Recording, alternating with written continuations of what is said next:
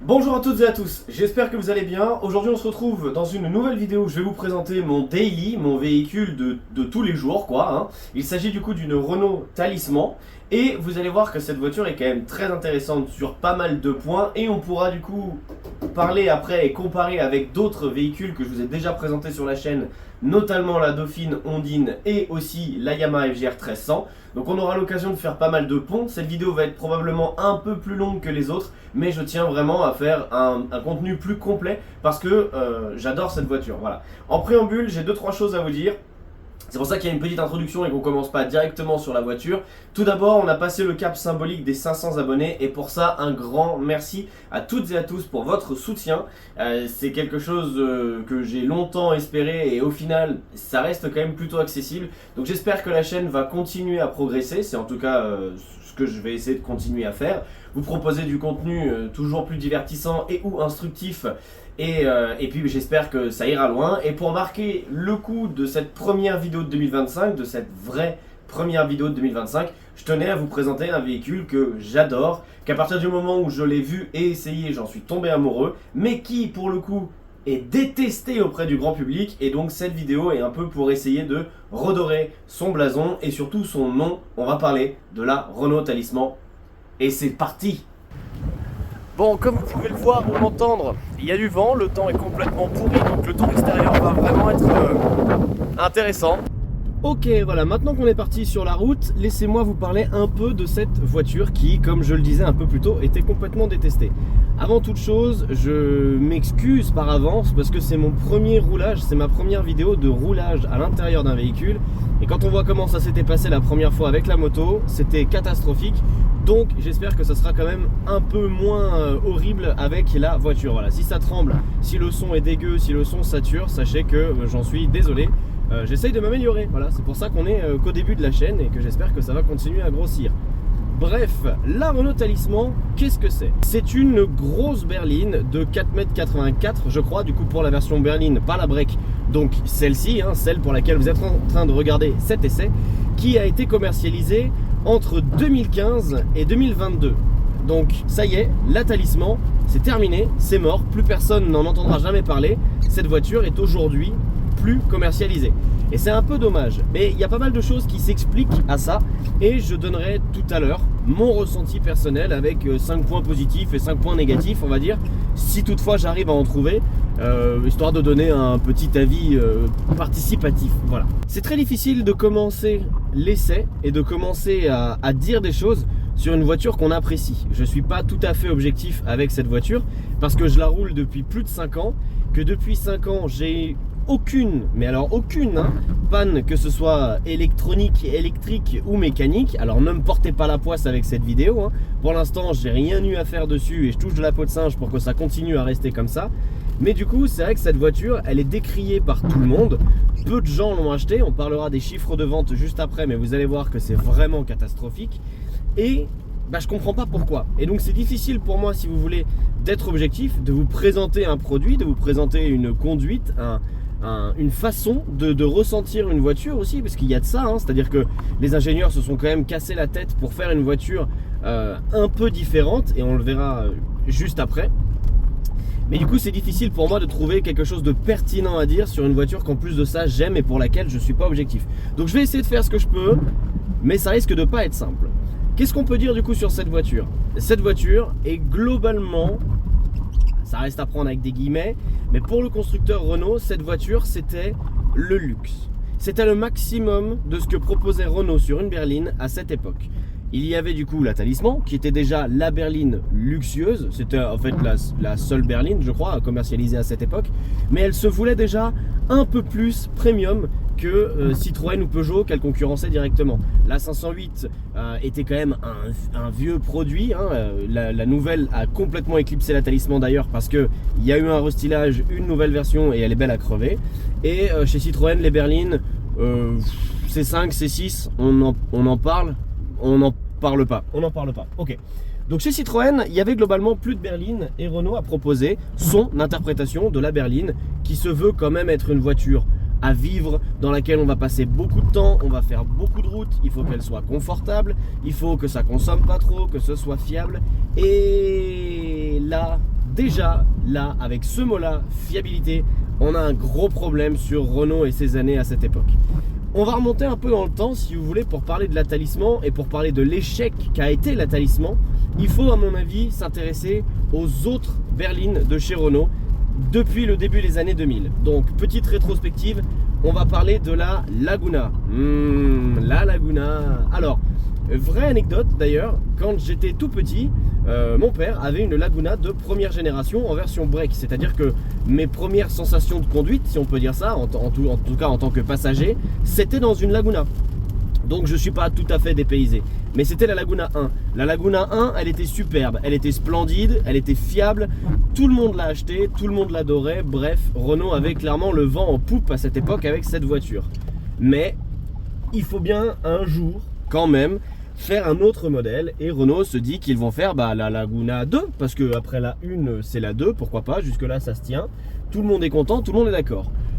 Le problème de la Laguna 2, c'est qu'elle a tué, on va le dire comme ça, mais elle a tué le segment de la berline française, à elle seule quasiment. Et elle a aussi donné la presse que Renault connaît actuellement, c'est-à-dire des voitures pas fiables, finies à la hâte, sapin de Noël, etc. Ce qui n'est plus tout à fait d'actualité, et on en reparlera encore une fois juste après, mais c'est vraiment la Laguna 2 qui a fait mal à Renault dans ces années-là. Pourtant, paradoxalement, elle s'est bien vendue, parce qu'au début, les gens voulaient une berline, voulaient une Laguna, parce que la première Laguna, c'était une dinguerie. Le problème, c'est que la 2, effectivement, c'était globalement la roulette russe. Soit vous aviez une voiture qui était super, parce que ça reste du Renault et donc ça reste de très bons produits, soit vous aviez une Laguna 2 plus dans la moyenne et donc c'était une grosse merde. Elle était tout le temps en panne, elle n'était pas fiable, tout cassait, que ce soit électronique, mécanique, bref, c'est une voiture qui a globalement eu une carrière en dents de scie. C'est-à-dire que quand elle est sortie, tout le monde l'a trouvée super parce que c'est un super produit. Et très vite après, elle s'est fait sa réputation et la voiture était détestée et fin de carrière du coup pour la Laguna 2. Mais en fait, la Laguna 2 n'a pas seulement tué le nom Laguna, même s'ils ont tué le nom Laguna, ils ont aussi tué le nom de la berline. Parce que dans le même moment, et sur les mêmes plateformes, les mêmes moteurs, les mêmes technologies, Renault sortait la Velsatis. Ah là là là là, la Velsatis. Alors déjà, c'est moche, on peut dire ce qu'on veut, hein. C'est moche à crever la Velsatis. Mais la Velsatis, c'est ce qui se rapproche le plus dans la mentalité de Renault d'une Talisman finalement. On est sur une berline avec de gros volumes, parce que la Velsatis prenait un peu la base d'un monospace dans l'idée, hein, il voulait quand même plus de volume, et c'est luxueux. Une Velsatis, en vrai, c'est un confort monstrueux. On est super bien installé dedans, les sièges sont confortables, l'insonorisation est terrible, la sono est terrible. Il y a plein de choses qu'on retrouve dans cette voiture d'ailleurs, sur le principe, hein, pas dans les technologies, mais sur le principe, sur la façon de voir une voiture. Il y a pas mal de choses de la Velsatis qu'on retrouve dans la Talisman. C'est vraiment histoire de se dire, on fait le maximum avec une voiture. Le problème, c'est qu'elle n'était pas fiable et que en plus elle était moche. À cette époque-là, donc début des années 2000-2010, Renault avait sorti du coup la Laguna 2 qui n'avait pas transcendé par son design, la Velsatis, les gens avaient vomi dessus, et le Renault Avantime. C'était pas la bonne époque pour Renault, clairement, qui en plus de faire des trucs moches, faisait des trucs pas fiables. La marque a quand même pris un sacré coup dans le tarin à cette époque, ce qui fait que les ventes se sont un peu effondrées. D'ailleurs, je me suis fait une petite anti-sèche, je pensais la cacher au début, mais en fait non, parce que je ne vais pas retenir tout ça de tête, hein, toutes les dates, les productions, etc. D'autant que je suis pas à l'abri d'avoir une erreur, hein, même si honnêtement j'ai fait mes recherches, donc je pense pas. Donc on va parler un peu des chiffres de vente, ok? On va vraiment s'intéresser à la Laguna 2 et puis après on va parler de pas mal d'autres modèles, parce que entre la Laguna 2 et la Talisman, il y a quand même eu 15 ans. 15 ans pendant lesquels Renault sont partis vers de nouveaux horizons, ont fait d'autres partenariats, notamment en Asie, et on en parlera juste après si vous n'êtes pas au courant. Peut-être que vous pensez à Nissan, mais c'est pas le cas, c'est pas de Nissan dont on va parler. Donc aujourd'hui on va parler de plusieurs modèles, voilà, globalement, hein. On va commencer du coup par la Laguna 2. J'ai pris mon petit post-it, voilà, je l'ai mis juste ici. Alors la Laguna 2, elle s'est vendue entre 2000 et 2007 et elle s'est vendue à quasiment 1 million d'exemplaires, à plus d'1 million d'exemplaires. Ce qui en fait une vente franchement costaude. C'est une vente, en vrai, c'est cool, 1 million d'exemplaires. Ça fait partie des véhicules qui ont été le plus vendus à une époque pour une marque. 1 million d'exemplaires, c'est sympa, c'est vraiment pas mal. Quand on sait que la Laguna 3, donc la phase d'après, le restylage et voilà, la Laguna 3, l'évolution, qui elle du coup est de 2007 à 2015, hein, une petite année charnière, elle c'est 350 000 exemplaires. C'est 3 fois moins de ventes sur le papier pour la même voiture. Parce que les gens ne voulaient plus de Laguna en fait. Le nom Laguna s'est mis à faire peur à tout le monde. Ah, Laguna, ouais, non, vraiment non. Laguna, non. Laguna, non. Ok, donc la Laguna, visiblement, ça n'a pas marché. Mais dites-vous bien que la Velsatis, qui est sortie du coup de 2001 à 2009, qui a eu 8 ans de carrière, ce qui n'est pas dégueu, c'est 62 000 exemplaires. C'est quand même vraiment à chier. Voilà, on peut le dire de toutes les façons qu'on veut, on peut essayer de le dire poliment, de mettre les formes. Une voiture qui a fait 8 ans de carrière et qui s'est vendue à moins de 100 000 exemplaires pour une voiture qui n'était pas une Bentley ou... Ah, Bentley, tiens, parlons-en. À peu près dans les mêmes époques, à peu près dans les mêmes années, Bentley sortait la Continental GT. Une voiture qui était proposée à l'époque à plus de 200 000 euros avant les options, avant l'importation. 200 000 euros juste, voilà, sur le papier, avant la configuration d'usine. Ils en ont vendu 60 000. La Velsatis, ils en ont vendu 60 000 aussi. La claque, elle est très énervée quand on la prend dans la gueule. C'est un échec monstrueux. C'est un échec commercial monstrueux, la Velsatis. Et après, je vais vous parler d'autres noms que peut-être vous n'avez jamais entendus. Est-ce que si je vous parle de la Renault Latitude ou de la Renault Fluence, ça vous dit quelque chose? Pareil, on est toujours sur Renault entre 2000 et 2015 et on est toujours sur de la berline. Ça ne vous dit rien? C'est normal. C'est normal. À cette époque-là, Renault, voyant le déclin absolu de sa marque à cause de la Laguna, alors faut pas croire, hein, Renault n'était pas malheureux non plus, hein. Les Clio se sont toujours bien vendus, les Mégane, ça dépend des générations, mais la Mégane 2 c'est super par exemple. Là où la Laguna 2 c'était une catastrophe, la Mégane 2 c'est super. Il peut y avoir des problèmes de fiabilité, mais on reviendra juste après sur les problèmes de fiabilité. Toutes les marques ont leurs problèmes de fiabilité, donc ça ne joue pas à grand chose ça. Bref. La Renault Latitude, aussi appelée Samsung SM5. Et oui, Renault étant un actionnaire majeur de Samsung Motors en Corée du Sud, ils ont décidé d'abandonner le blason de la Laguna, d'abandonner le nom de la Laguna et d'importer d'autres voitures que faisait Samsung là-bas au Corée du Sud exclusivement, de leur redonner un nom et un logo Renault et pas Samsung parce qu'ici on ne connaît pas, et de mettre ça sur le marché. Bah c'était pas une bonne idée. Ça ne pouvait pas trop être une bonne idée pour le coup. Alors, pareil, la SM5 dont je vous parle, c'est 2010 à 2015 les années de production. Donc on est pile poil après le lancement de la Laguna 3 qui est de 2007. Et c'est l'époque où Renault s'est dit Laguna ça marche plus, il nous faut quelque chose de catchy, il nous faut autre chose. Venez, on sort une voiture que personne ne connaît et avec une gueule que personne ne connaît. Et on dit que ça marche. Ben ça marche pas. J'essaierai de mettre un maximum de photos des différents véhicules que je cite à chaque fois, hein, que ce soit les différentes Samsung SM5, SM3 ou SM7, et on va y arriver juste après. La Bentley Continental, enfin voilà, ce genre de choses, histoire quand même qu'on puisse, que vous puissiez voir de quoi je parle. Là ça commence à être un peu bruyant dans l'habitacle à cause de la pluie. En vrai je suis un peu désolé, j'imagine vraiment que le son de cet essai va être catastrophique. C'est dommage parce qu'il me tient un peu à cœur cet essai. Mais bon, c'est comme ça. Donc, la Renault Latitude, une poubelle prise sur le châssis de la SM3, un produit importé à la hâte, sans aucun intérêt majeur, une merde. Voilà, enfin, il n'y a pas grand chose d'autre à vous dire. La SM5 est ratée. Mais avant la SM5, ils ont sorti la Fluence. Avant la Latitude, ils ont sorti la Fluence, qui a fait encore moins de ventes, qui a fait encore moins d'heureux, qui était du coup sur le châssis de la SM3, donc encore moins haut de gamme que la Latitude, qui on le sait n'est pas un produit très haut de gamme, hein. Et donc la Renault Fluence, c'est à peu près de ce que j'ai pu trouver 6000 ventes en quasiment 10 ans, dont 700 en France sur une année. Vendre 700 modèles de bagnoles sur un an, c'est vraiment pas bien. Donc toutes ces époques-là font que les gens, en règle générale, se sont désintéressés absolument du segment de la berline et du segment Renault. Voilà. Le haut de gamme en France, on n'a pas réussi à prendre le tournant. On n'a pas réussi. À une époque, on faisait des trucs qui étaient super, mais on n'a pas réussi. Il y a aussi d'autres problématiques. Le moteur, par exemple. On en reparlera encore une fois juste après, parce que le pont avec les voitures allemandes, il arrive. Vous devez vous en douter. Hein. Pourquoi les gens n'achètent pas une berline française? Parce qu'ils achètent une berline allemande. Et donc on va être obligé d'en parler. Hein. Et je vais être obligé d'être objectif à un moment donné. La Talisman est un vrai produit concurrentiel aux berlines allemandes. Et si vous ne me croyez pas, essayez-en une. Alors, pour plusieurs raisons. Le premier, c'est le confort.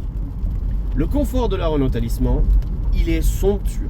Les Allemands savent faire des voitures confortables, mais c'est un confortable quand même très dur. Hein. C'est un confortable où ça tape quand même beaucoup au niveau des suspensions, au niveau du dos. Waouh, c'était lent ça sur la route. Waouh.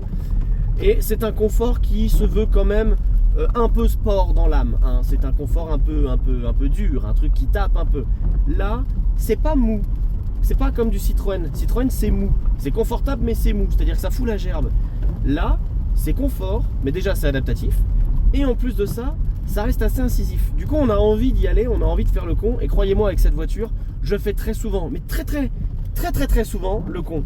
Le seul problème qu'il peut y avoir derrière, c'est le moteur. Et là, ok, un point pour les Allemands.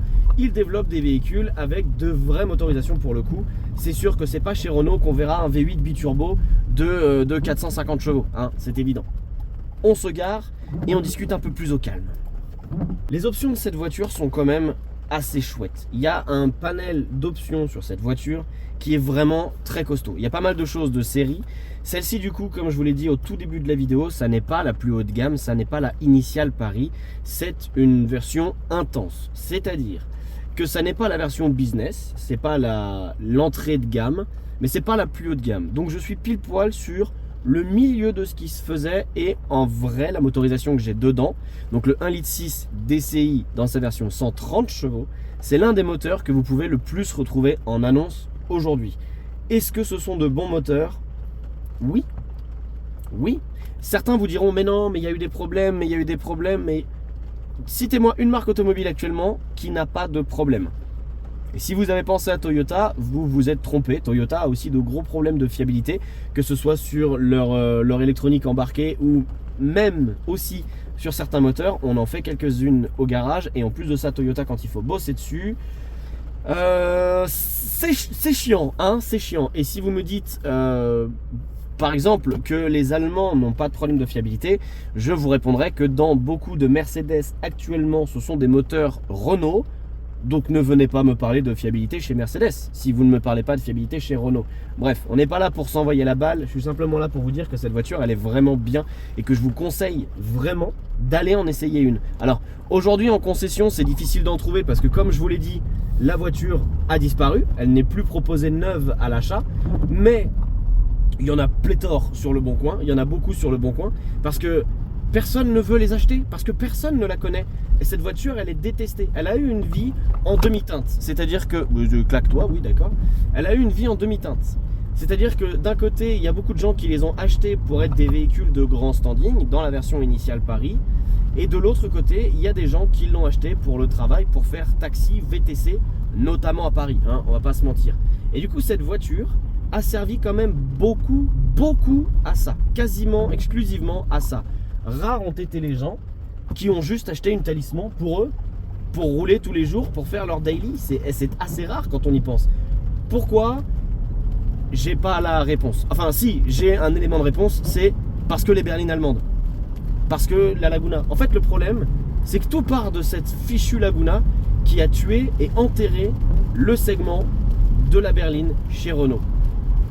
De plus, alors c'est difficile de savoir si c'est lié ou pas, mais le segment du crossover qu'on connaît aujourd'hui, donc tout ce qui va être véhicule mi-citadine, mi-SUV, je sais pas quoi, je comprends pas l'intérêt des crossovers ou des SUV, alors que c'est pas sportif, c'est pas utilitaire, c'est juste un véhicule, c'est juste un V.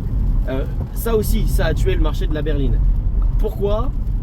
Pareil, là j'ai pas tout à fait la réponse, parce qu'on est quand même vachement mieux installé là-dedans que dans un C3 Aircross. Hein, quand on sait le prix que ça coûtait à l'époque, ça, et quand on sait ce que coûtent les véhicules modernes aujourd'hui, surtout avec leur hybridation et avec toute leur merde là, c'était pas si mal. Et justement, tant qu'on est à parler des moteurs et de l'hybridation, c'est une décision de Renault, peut-être, ou alors ils n'avaient pas envie, ou je sais pas, pour le coup je suis pas tout à fait dans leur tête. Ils ont des moteurs hybrides dans leur gamme. Ils ont des moteurs diesel avec de l'AdBlue dans leur gamme. Ils ont des moteurs éco-friendly pour la planète 2025, tout ça tu connais. La Talisman n'a jamais été équipée de moteur hybride, jamais. Il y a eu, à partir de 2021 je crois, à partir du restylage de 2021, il y a eu des versions avec le Blue DCI, donc l'additif que vous mettez dans votre moteur qui permet de moins polluer sur les moteurs diesel, l'AdBlue, qui crée de gros problèmes de fiabilité chez tous les marques, tous les constructeurs, enfin bref, une merde parmi tant d'autres. Mais il n'y avait pas de moteur hybride sur la Talisman. Est-ce que ça a aussi mis un clou dans le cercueil de la Talisman? Est-ce que les gens vraiment ont envie d'acheter des moteurs hybrides? Je sais pas. Je sais pas. Là aujourd'hui, par exemple, l'Arcana, qui est entre guillemets la suite de la Talisman, ça reprend quand même pas mal les lignes de la Talisman. L'Arcana propose beaucoup de moteurs hybrides, électriques, essence. En fait, il n'y a juste plus de diesel. Mais est-ce que si vous proposiez le diesel aux gens, les gens continueraient d'acheter du diesel ou pas? Ça, c'est les études de marché qui le prouvent, c'est pas moi. Allez, on va faire un petit résumé de tout ce qu'on s'est dit du coup jusqu'à maintenant. La Renault Talisman, tiens, on va mettre le siège chauffant. La Renault Talisman a été détestée pour plusieurs raisons et elle ne s'est pas vendue, on peut l'expliquer. Expliquons-le. La concurrence des Allemandes, qui est non négligeable parce que il y a une vraie expertise aussi dans la berline de luxe allemande, même si c'est pas du tout les mêmes prix. On arrête d'argumenter. Ok. Les Allemands. La Laguna 2, qui a été un désastre. Le côté, le crossover, le SUV, c'est génial. Le côté utilitaire de cette voiture, parce que comme je vous l'ai dit juste avant, beaucoup de gens qui ont acheté cette voiture, c'était quand même pour le travail, soit pour un certain standing, soit pour être VTC. Je dis pas que toutes les Talismans qui ont été vendus, c'était pour ça, bien évidemment, mais c'est quand même... y a beaucoup de VTC qui utilisaient cette voiture il y a une dizaine d'années maintenant sur Paris notamment, et j'y étais donc je confirme, et du coup tout ça a amené un chiffre de vente très mauvais, très mauvais pour la Talisman. Le chiffre que j'ai vu, alors ça reste encore à pondérer, ça reste encore un truc, c'est internet qui m'a dit, hein, c'est pas moi qui décide, hein. La Talisman entre 2015 et 2022, de ce que j'ai pu en lire, c'est 79 000 exemplaires. Moins de 100 000 exemplaires en 7 ans de carrière. Si c'est le vrai chiffre officiel, si c'est le vrai chiffre de vente, c'est dramatique. Moins de 100 000 pour une voiture comme ça. C'est un poil plus que la Veil Satis. C'est chiant de se dire que cette voiture-là, c'est un tout petit peu plus que la Veil Satis. Que cette voiture-là, là.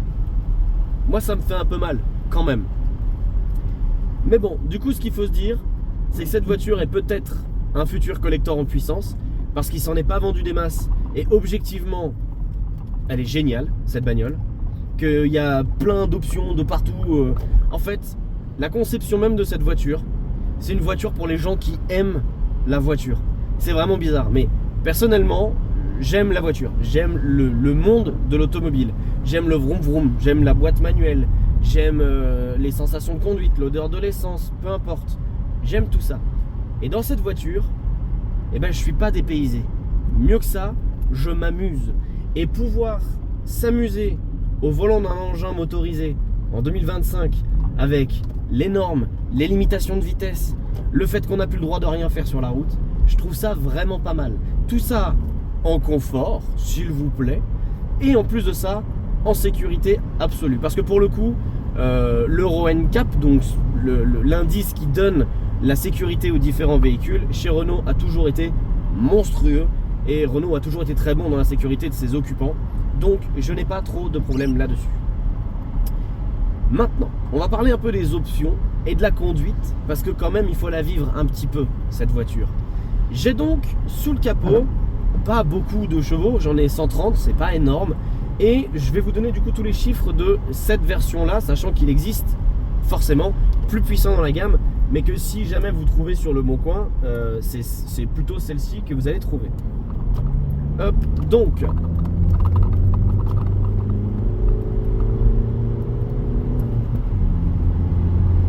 moi j'aime bien.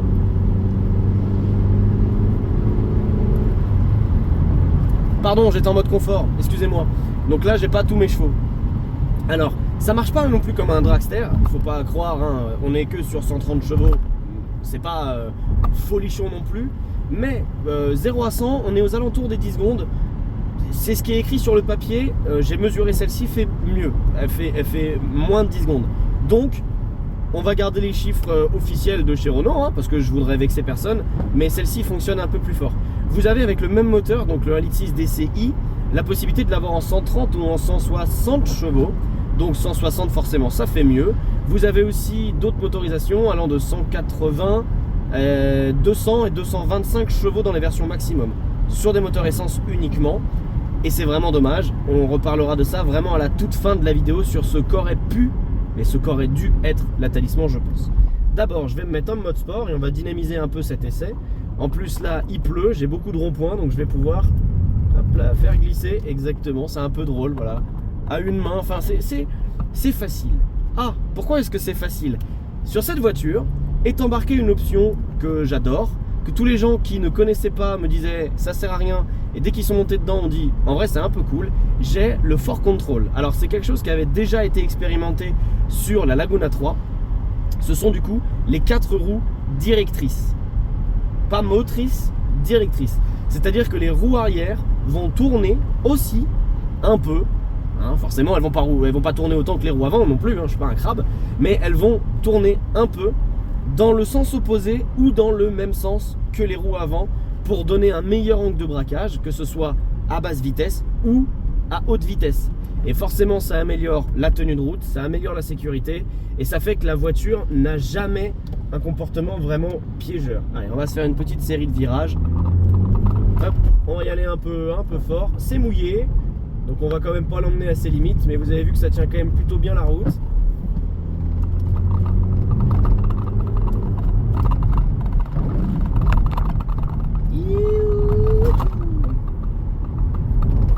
C'est une voiture qui ne fait pas peur. On est dans l'une des pires configurations possibles pour faire un essai de bagnole.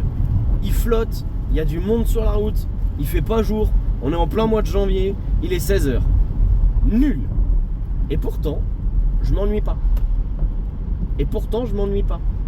J'ai pas peur, j'ai pas la tête comme ça. La multifacette de cette voiture est formidable. D'ailleurs, il y a un rond-point et on va pouvoir vous le montrer. Et je vais pouvoir vous le montrer.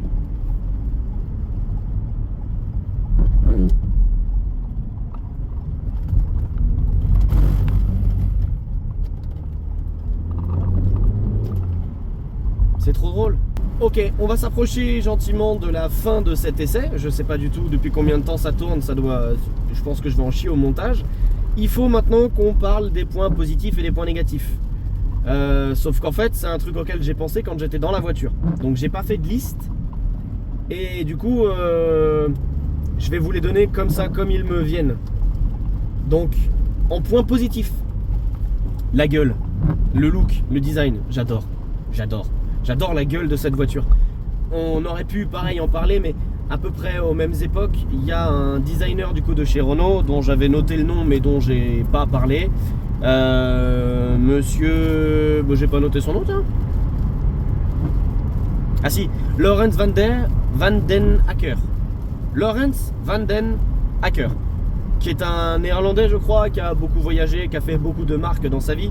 Et en 2010 il nous a pondu le concept car Renault Désir, que je vous mettrai juste ici.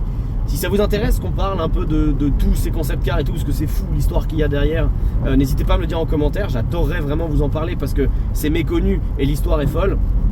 Mais du coup ce monsieur a pondu des concept cars dont cette voiture est inspirée, et je l'avais vu au mondial de l'automobile, cette voiture, la Désir, et j'étais tombé amoureux de cette voiture. Quand j'ai retrouvé ce trait de crayon sur une voiture de série, il fallait que j'en achète une, et donc j'ai acheté la Talisman, voilà. En plus de ça, j'en suis pas déçu. Donc, ok, point positif, la gueule. Pour moi, ça compte, c'est subjectif, mais ça compte. Le son, j'en ai pas parlé non plus. J'ai 15 haut-parleurs, je crois, on les comptera tout à l'heure si jamais ça vous dit. Mais j'ai 15 haut-parleurs Bose dans la voiture. Et je suis pas un kéké tuning, hein, c'est d'origine comme ça dans la voiture. C'est un partenariat avec Bose. Ils faisaient déjà ça à l'époque de la Laguna, de la Mégane, parce que déjà sur ma Mégane 3 d'avant, j'avais l'édition Bose, donc avec... voilà. Et ça, c'est un peu cool. Le son dans cette voiture, il est un peu cool. Déjà, le son comme ça, l'insonorisation, c'est silencieux. Alors, j'aurais pas pu faire tout l'essai en ASMR parce que la pluie, mais quand il pleut pas, c'est sympa. On va faire demi-tour au rond-point sans un bruit.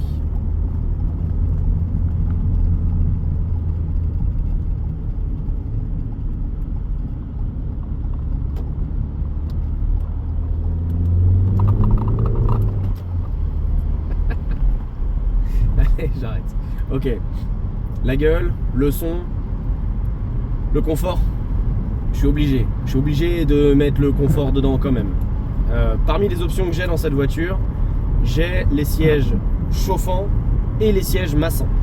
Et si vous voulez tout savoir, ça n'est que l'entrée de gamme, entre guillemets, c'est la version intense, c'est pas la version initiale Paris. Sur les versions initiales Paris, ou pour les gens qui ont pris les options à la carte, vous aviez les sièges chauffants, évidemment, massants conducteurs et passagers, évidemment, mais vous aviez aussi les sièges ventilés.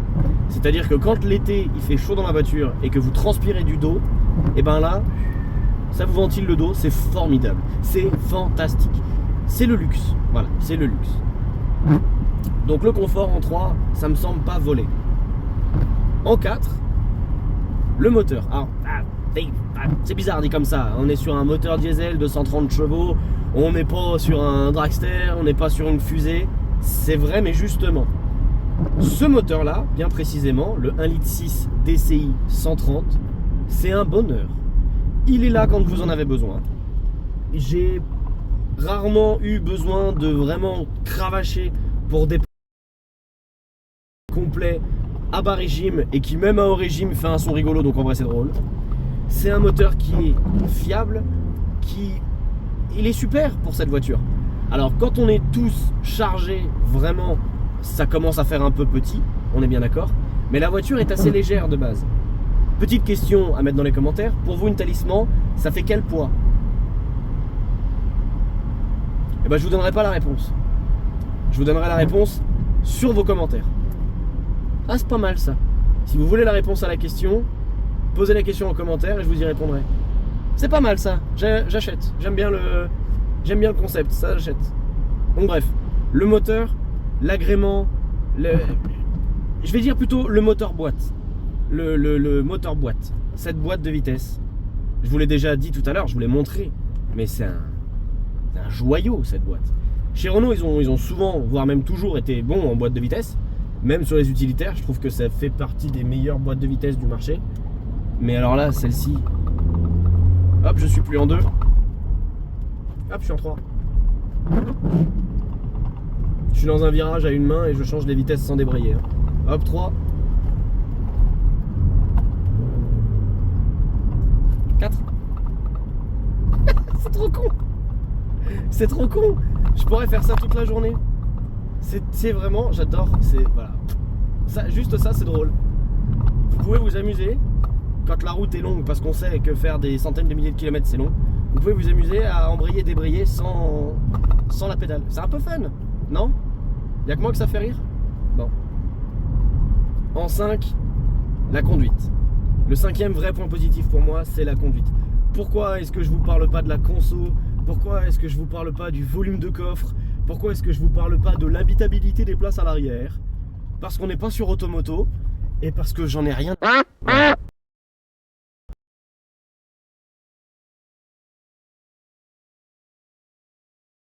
place dans le coffre, c'est super.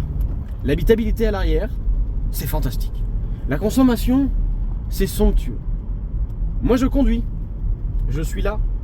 Donc ce qui se passe dans le coffre, tant que je peux charger mes bagages, c'est bon. Et je peux charger mes bagages. L'habitabilité des places à l'arrière, je suis là. Et la conso, la consommation, normalement, elle est assez contenue. Mais, de par le fait que mon pied droit soit des fois un peu lourd, la consommation est plus élevée que celle qui est annoncée par le constructeur. Ça vous va comme ça? En conso, de base, je tourne entre 6 litres 5 et 7 litres. Parce que je conduis comme un abruti. Mais, ça m'est arrivé une fois, parce que bon, faut pas déconner non plus, une fois, de mettre le mode économie sur la voiture, donc qui ruine un peu les performances, voilà, mais on est tout le temps sur le bon régime, et j'ai pu vraiment pousser l'autonomie à quasiment x2. De base, je fais le plein quasiment tous les 600 km, ce qui est un des défauts pour une berline. Quand j'étais en mode éco et que j'ai pas dépassé les 110 et que je faisais très attention, que je montais pas dans les tours, etc., que j'ai cru que j'allais mourir d'ennui derrière mon volant, j'ai fait quasiment 1000 bornes d'autonomie. Donc pour quelqu'un qui n'aime pas conduire de manière un peu dynamique, il y a possibilité complètement d'avoir une routière avec un peu d'économie. Les points négatifs maintenant. Bon, le premier point négatif, facile, l'autonomie. Du coup, je viens de le dire, donc facile. L'autonomie, en vrai, 600 km sur une berline, c'est chiant. D'un autre côté, quand on voit le prix à la pompe aujourd'hui, et quand on voit qu'on fait le plein pour 70 €, parce que j'ai 40 litres de réservoir à peu près utilisable, c'est plutôt cool. C'est moins déprimant que mettre 2 cartes à hauteur de 150 € quoi, par exemple. Mais pour une grande berline, faut avouer que 600 km, c'est pas fou.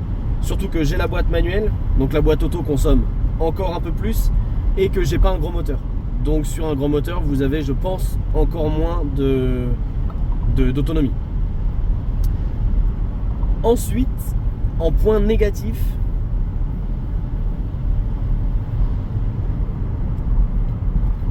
ça va paraître vraiment paradoxal, mais pour moi, le plus gros point négatif de cette voiture, c'est le haut de gamme. C'est le maximum. C'est la Initial Paris. Parce que, déjà c'était cher. Alors oui, Renault, c'est cher. Initial Paris, c'est cher. Quand on voit qu'un Scénic Initial Paris, on est à 70, c'est cher. Mais, en plus du prix, qui est quand même un peu élevé, il y a surtout certaines choses qu'on ne peut plus laisser passer. Par exemple, la boîte de vitesse automatique obligatoire sur les gros moteurs, non. Non, ça passe pas. La boîte de vitesse EDC, elle est pas terrible, elle est pas très bien. C'est juste, ça vous enlève le fait de passer aux vitesses. Du coup, c'est pas terrible. La boîte fait souvent gueuler le moteur pour rien. Elle consomme plus, elle est pas très réactive. Et sur un moteur de 225 chevaux au maximum, bah on a quand même envie de temps en temps de taper dedans et d'avoir une voiture un peu sportive, rigolote. Ça marchera pas avec la EDC. Ça marchera pas avec la boîte automatique. Ça, c'est un défaut. C'est un vrai défaut. L'autre vrai défaut, à mon avis, de la version Initial Paris, c'est l'intérieur. Les sièges en cuir. Alors, si j'arrive à vous trouver des photos, je vous en mettrai. Quand ils sont neufs, ils sont somptueux. Réglage électrique, ventilé, chauffé, massant, tout ce que vous voulez. Mais ils vieillissent tellement mal. La plupart des voitures que j'ai vues en annonce, en version Initial Paris, qui étaient entre 150 et 200 000 bornes, ont les sièges rayés dans tous les sens. Et ça, c'est pas possible. Ça, c'est juste pas possible. Ça, c'est un vrai problème. Surtout quand on sait que la Talisman à la base devait quand même concurrencer les berlines haut de gamme allemandes. La sellerie, ils savent faire. La sellerie, ils savent faire. Hein. Chez BM, les sièges, ils tiennent dans le temps. Chez Audi, les sièges, ils tiennent dans le temps. Et même pire, chez Volkswagen, les sièges, ils tiennent dans le temps. Et c'est là où c'est catastrophique. C'est là où c'est des cartons rouges directs. Là, ils ont fait... là, ils se sont trompés chez Renault. Le haut de gamme de la Talisman, c'est peut-être son pire défaut. Après, j'ai d'autres défauts en tête qui ne regardent que moi et qui, du coup, sortent de la catégorie. Mais je suis quand même obligé de vous en parler. On est chez Renault. Donc, il y a un lien non négligeable avec Alpine. Et avec la Mégane RS. Elle est où la Talisman RS? S'il vous plaît, elle est où la Talisman RS? S'il vous plaît, faites-nous une Renault M3. Tu vois? Il y a ça aussi, c'est ça qui marche aussi chez les Allemands. Le haut de gamme sportif chez les Allemands fonctionne. M3, M4, M5, M2. C'est des voitures qui valent une blinde, mais qui fonctionnent. Sortez-nous une Talisman RS. La 110, elle a marché du futur. L'Alpine A110, là, la nouvelle, elle fonctionne super bien. Tout le monde la veut, tout le monde se l'arrache. Vous avez le moteur, vous avez le châssis, vous avez la technologie, vous avez le bloc, vous avez tout ce qu'il faut. Mettez-moi ce moteur, 1,8 litre de 275 chevaux, là-dedans. S'il vous plaît, faites-le. Le pire du pire, c'est qu'elle existe, mais pas chez nous. Je refais. La Renault Talisman existe avec le moteur de l'Alpine A110, mais pas chez nous, pas en France, pas dans le pays dans lequel il y a Alpine ou Renault. En Corée. Vous pouvez la trouver en Corée. Et je la veux. Voilà. Mais c'est pas importable. Voilà. Donc, bref, c'est une note un peu compliquée. Mais c'est vrai que c'est une super voiture. Je sais pas depuis combien de temps je suis parti. C'est difficile pour moi de continuer à mettre un peu d'ordre dans mes idées parce que ça part dans tous les sens. Parce que j'aimerais vous parler de beaucoup de choses à propos de cette voiture. Mais essayez-la. Donnez-lui sa chance. Allez-y. Allez. Attendez. Avant de l'essayer, abonnez-vous à la chaîne, s'il vous plaît. C'est très important. On vient de passer le cap des 500 abonnés. Ça y est, on va y aller là. On y va. Allez, on lance la machine, on se met en route et on va essayer d'en avoir plus. Je sais pas combien. Le prochain cap, c'est quoi? C'est 1000? Bon bah 1000 abonnés alors. Ça serait chouette que fin d'année, on ait dépassé les 1000 abonnés. Donc, je vais continuer à vous faire des vidéos. Je vais continuer à vous faire des tutos mécaniques ou à vous faire tout ça. Mais vous, de votre côté, il va falloir faire un petit truc. Un tout petit geste pour me soutenir et m'encourager. C'est de cliquer sur le bouton abonner, s'abonner. C'est gratuit, ça n'engage à rien. Vous pouvez vous désabonner quand vous voulez. Mais moi, ça me soutient de fou furieux. Vous n'imaginez pas à quel point. Donc, ce petit bouton s'abonner, on clique. Allez, on clique. Et une fois qu'on a cliqué sur le petit bouton s'abonner, si on est vraiment quelqu'un de passionné, on écrit un petit mot dans les commentaires. Un petit mot gentil, hein, ou un petit mot sur lequel vous n'êtes pas d'accord avec moi, mais gentil, poli, courtois, toujours, s'il vous plaît. Et si vraiment, vous êtes des dingos, vous pouvez mettre un pouce en l'air. Et ça me soutiendra beaucoup. Merci à toutes et à tous d'avoir suivi cette vidéo, d'avoir suivi toutes les dernières vidéos de cette chaîne et d'avoir permis à cette chaîne de progresser à 500 abonnés. C'est quand même pas mal. Rendez-vous compte, 500 personnes dans une même pièce, ça commence à faire beaucoup, ça commence à être copieux. Donc bref, je vous remercie énormément pour tout ça. Je vous souhaite à toutes et à tous une excellente fin de journée, de soirée, de ce que vous étiez en train de faire. Et on se revoit très bientôt dans une prochaine vidéo. Ciao tout le monde. Et donc il faut couper là.